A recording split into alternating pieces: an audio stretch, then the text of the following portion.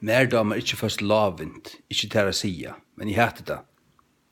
Hvor til en sataniskur festivaler hatui.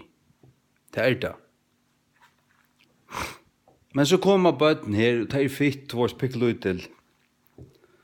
Og så er det her, man får løyta, om man øyner karamell eller okkur gjør dem.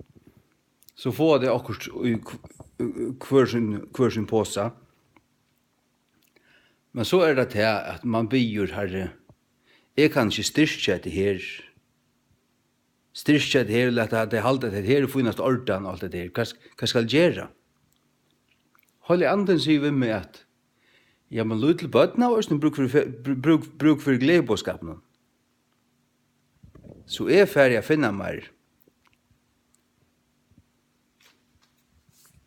traktaten her fram, skapar eller liknare, og så får jeg noen bom i påsen, og så sier jeg gjør dere noen til folk for sånne tegneserie.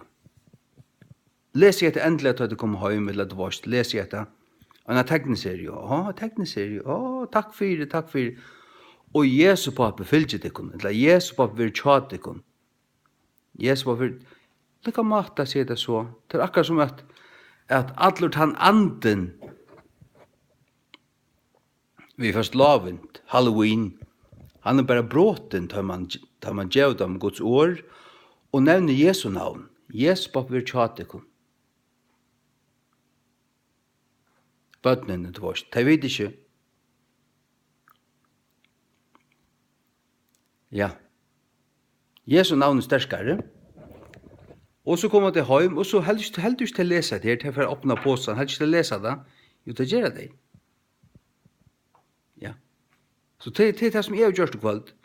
Giv dem 2-3 barn med parst, og en tekniserie, som egentlig er en traktat.